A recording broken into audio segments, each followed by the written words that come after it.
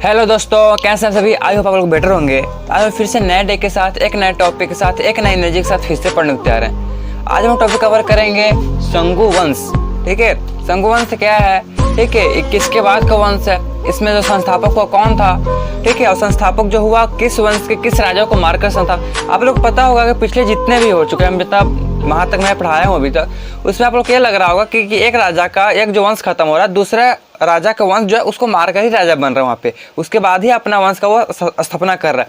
तो इस प्रकार से कर रहे हैं। तो इससे पीछे हम लोग मौर्य काल पढ़ रहे थे, जिसे आप लोग पता होगा। आप लोग मौर्य काल के बारे में हम लोग सब डिटेल में पढ़ लिए। चंद्रगुप्त मौर्य के बारे में पढ़े, बिंदुसार के बारे में पढ़े, अशोक के सम्राट के बारे में पढ़े। इन डिटेल में हर एक पॉइंट, हर एक चीज़ को कवर करते हुए आ गए हैं। आज हम लोग आ चुके हैं शंगु वंश में। समझेंगे कि शंगु वंश किसके बाद का वंश है। ठीक है, इसमें जो है उसमें जो मार्क जो राजा बना वो कौन था, ठीक है, कौन सा महान राजा था कि शंगु वंश का स्थापना किया। चलिए देखते हैं, टाइम वेस्ट नहीं करते, चलते हैं बोर्ड पे सिंपल। ठीक है, सबसे पहले आप लोगों का बहुत बहुत स्वागत है आपका अपना चैनल डिफेंस क्लास पे।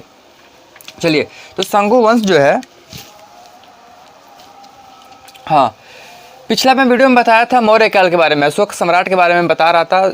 आप लोग ध्यान रखना, इसके बीच से मैं एक टॉपिक हटाया हूँ, ठीक है, उसको थोड़ा बाद में पढ़ेंगे। कारण क्या है कि अभी घुस जाएंगे उसमें तो फिर से उसमें निकलना मुश्किल होगा, इसलिए उस टॉपिक को हम छोड़ दे रहे हैं अभी और आगे भी बढ़ रहे हैं। ठीक है, क्योंकि वंश के बारे में पढ़े, जैसे मौर्य काल, उसके बाद शंकु काल, उसके बाद मौर्य काल, उसके बाद अगर शंकु वंश, उसके बाद और भी वंश आएंगे, तो ऐसे हम पढ़ रहे हैं। ठीक है, उसको टॉपिक में लाते हैं तो फिर वंश से हम लोग हट जाते हैं, इसलिए एक टॉपिक को हमने छोड़े हैं, समझिएगा।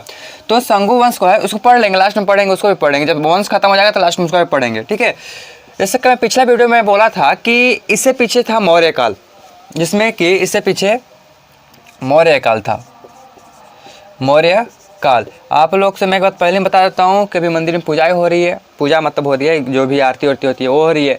अगर आप लोग आवाज़ पहुँच रही होगी तो आप लोग थोड़ा माइंड मत करना उसको, क्योंकि उसमें क्या मैं कर सकता हूँ अभी। ठीक है, और इसको मैं रिमूव करने का पूरी कोशिश करूँगा। अगर हो जाता ठीक है, नहीं होगा तो फिर आप लोग थोड़ा देख लेना। ठीक है, मौर्य काल के जो अंतिम शासक थे, जो अंतिम शासक बृहदर्थ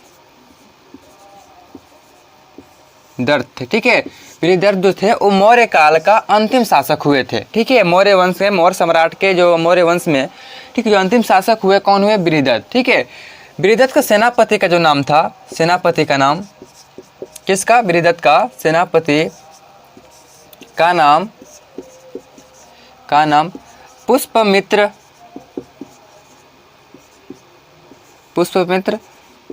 सुंग। ठीक है, पुष्पमित्र सुंग था। ठीक है, सुंग था, किसका नाम था, सेनापति का था।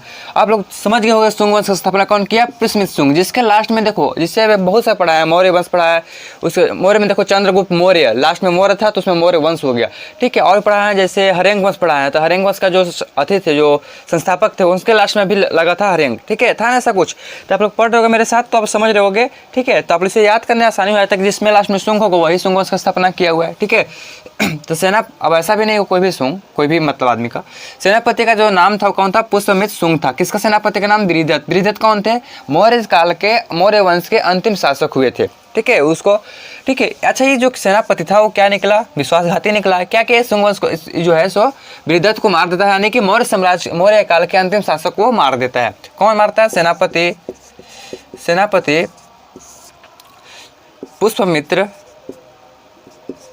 ठीक है, सेनापति पुष्पमित्र जो था वो बृहदर्थ को मार देता है, बृहदर्थ को हत्या करता है। ठीक है, को हत्या कर देता है। ठीक है, अब जब सेनापति था, तो सेनापति जब था ये, तो इसके पास में थोड़ा बहुत पावर था नहीं, क्या वैसा भी तो नहीं था, नहीं, सेनापति था, तब इसको राजा को मार भी दिया, तो जितनी भी सेना थी, जितनी भी जो चीज़ थी, इसके अंडर में आ गया। इसलिए क्या हो गया कि ये जो अब अपना जो है, ये अपना वंश का स्थापना कर लिया। ठीक है, और जो पुष्पमित्र जो था वो अपना वंश का जब स्थापना किया तो उसे हम लोग सुंग वंश के नाम से जानते हैं। पुष्पमित्र द्वारा सुंग वंश का स्थापना किया गया, सुंग वंश का स्थापना किया गया। ठीक है, आज मैं थोड़ा जल्दी चलूंगा क्योंकि टॉपिक कुछ ज़्यादा ही है, तो उसको जल्दी से कंप्लीट भी करना है। पुष्पमित्र द्वारा सुंग वंश का स्थापना किया गया, बात समझ गए। अच्छा, अब ये सब हुआ कब था, ठीक है, ये सब हुआ कब था, ठीक है, सुंग वंश जो था ये सब किए कब, तो ये जो चीज़ हुआ, सुंग वंश का स्थापना जो हुआ वो हुआ था 185 हाँ, पर 185 ईसा पूर्व में हुआ था। कितने में हुआ था? 185 ईसा पूर्व में हुआ था। सुंग वंश का स्थापना कब हुआ? 185 ईसा पूर्व में हुआ। ठीक है, आप लोग उसको लिख लो। तब तक मैं पूरी इरेज कर रहा हूँ क्योंकि सब कुछ कैमरे में नहीं आएगी। ठीक है, मैं यहाँ इरेज करता हूँ इधर से। तो इस प्रकार से था। ठीक है, स्थापना कब हुआ, कैसे हुआ, किसको मारकर कब हुआ, कौन मारा, कौन जो स्थापना किया, सब समझ गए। ठीक है, अब उसके बाद आगे थोड़ा आगे आते हैं। अब पुष्यमित्र के बारे में जानना होगा। ठीक है, पुष्यमित्र समझ गया ना कौन है। अब इसके जीवन के बारे में थोड़ा समझते हैं, क्या है, कैसे कब क्या। चलो देखिए, तो सुंग आप लोग पता होगा कि जो हर काल था, मतलब बहुत ऐसे जैसे चांस हुआ, अगर पढ़ रहे होगे अच्छा से तो उसमें समझ रहे होगे कि जो भी वंश है उसका अगर राजधानी है तो उसके बाद जो वंश आएगा उस राजधानी को हटा देता है। ठीक है, वो अपना राजधानी खुद बनाता है। उस पर इसी प्रकार कुछ ये भी किए, कौन? पुष्यमित्र भी किए। मौर्य काल कुछ राजधानी थी। ठीक है, मौर्य वंश का जो राजधानी था उसको हटा देते हैं और अपना दूसरा जगह राजधानी करते हैं। कहाँ करते हैं, चलिए देखते हैं। ये अपनी राजधानी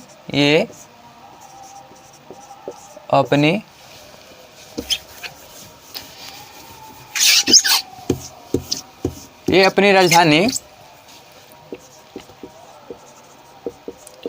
अपनी राजधानी है वो अपना ये जो मौर्य काल का राजधानी तो वहाँ से हटाते हैं और अपनी राजधानी कहाँ कर लेते हैं? विदिशा कर लेते हैं। कहाँ कर लेते हैं? विदिशा कर लेते हैं। मेरी बहुत गंदी हैंडराइटिंग है इसके लिए सॉरी। ठीक है, तो ये अपनी राजधानी कहाँ कर लेते हैं? विदिशा। कहाँ करते हैं? विदिशा कर लेते हैं। ठीक है, आप थोड़ा समझते हैं कि जो पुष्यमित्र थे वो किए क्या था अपनी लाइफ में। तो चलिए उसके बारे में थोड़ा एक दो पॉइंट जानते हैं। तो पुष्यमित्र जो थे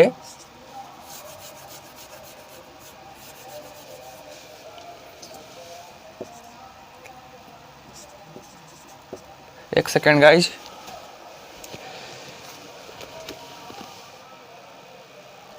चलिए तो कैमरा ऑन, हाँ ठीक है। पुष्यमित्र जो थे, पुष्यमित्र जो थे, पुष्यमित्र संगु ना, सॉरी संगु मैं बाबा बोलता हूँ, सुंग। ठीक है, पुष्यमित्र सुंग जो थे उनके बारे में थोड़ा समझते किए थे। ये जो क्या किए थे, ये आपको पता होगा भरूथ, पता है भरूथ का स्तंभ, भरूथ का स्तंभ का निर्माण करवाए थे।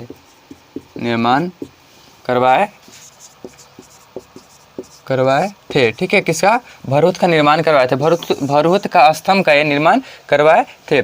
अब सब समझते हैं कि हर आदमी के, जैसे हर राजा है तो उसके पास एक सेनापति होगा, अपना बहुत सारा चीज़ होते हैं, उत्तराधिकारी सब होते हैं। तो समझते हैं, तो जो पुष्यमित्र के जो उत्तराधिकारी का जो नाम था, पुष्यमित्र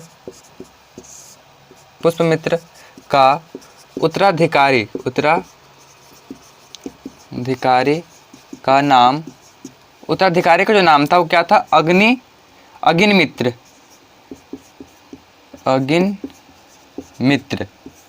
ठीक है, इसके जो उत्तराधिकारी का जो नाम था वो था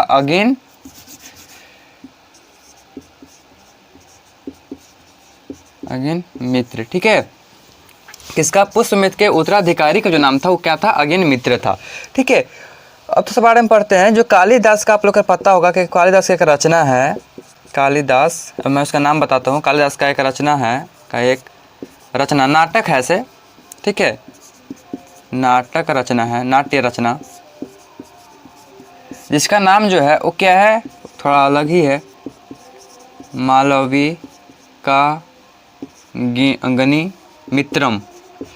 ठीक है, ये नाटक का नाम है। ठीक है, ऐसा एक रचना है। ठीक है, मालविकाग्निमित्रम एक रचना का नाम है।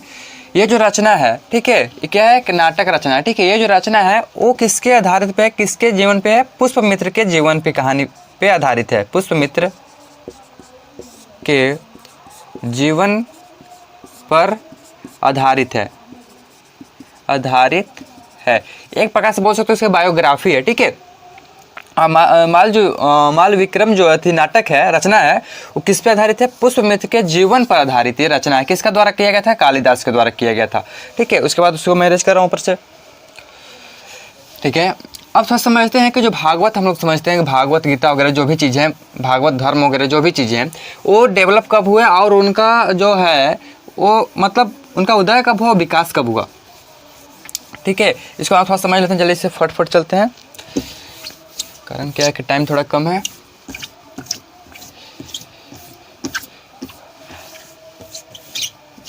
चलिए, तो जो भागवत धर्म था, भागवत धर्म इसी वंश में, इसी युग में या फिर इसी काल में बोल सकते हैं ना, इसी काल में यानी कि शंकु काल में ही, शंकु काल में उदय भी हुआ और विकास भी हुआ। उदय भी हुआ और विकास भी हुआ। ठीक है, बात समझ गए, विकास भी हुआ। ठीक है, ऐसा क्या हुआ कि इसमें जो भागवत धर्म था, ठीक है, कौन धर्म, भागवत धर्म था, वो तो उस समय है सो आया। ठीक है, उसको मतलब वहाँ पे डेवलप किया गया, वहाँ पे आया। उसके बाद विकास में भी, मतलब जैसे मान लो कि आज कोई धर्म स्टार्ट होती है और इसी काल में मान लो कि 2021 में होती है और मान लो कि 2022, 23, 24, 25 आते तक वो बहुत ज़्यादा ही डेवलप हो जाता है, बहुत लोग उसका फॉलो कर ले लगते हैं, उसको फॉलोइंग। ठीक है, तो इस प्रकार से बोलते हैं कि डेवलप हो गया वो। ठीक है, तो उदय भी उसी साल में, उसी वंश में हुआ था, उसी काल में हुआ था और डेवलप भी उसी काल में हुआ। ठीक है, उसके बाद आगे आते हैं।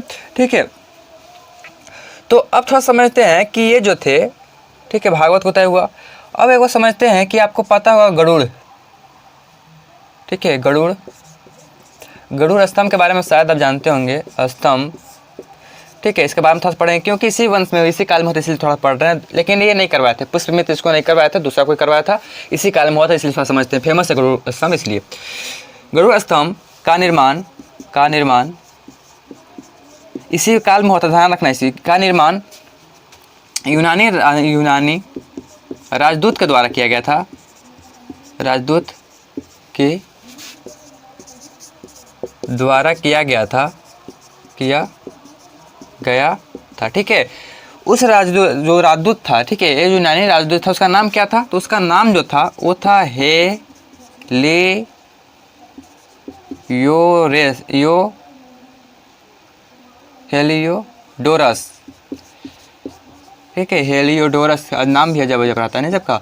ठीक है, यूनानी जो शासक था, यूनानी जो राजदूत था, उसका नाम था हेलियोडोरस, जो कि गरुड़ स्तंभ का निर्माण करवाया था। ठीक है, अच्छा, ये गरुड़ स्थान जो है ये कहाँ पे है, तो विदिशा में है। कहाँ पे है, विदिशा में,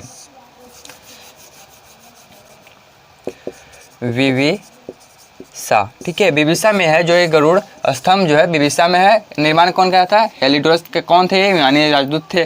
ठीक है, भागवत धर्म कब उदय हुआ, इसी काल में हुआ, शंकु वंश में ही हुआ था, शंकु काल था उस समय हुआ था।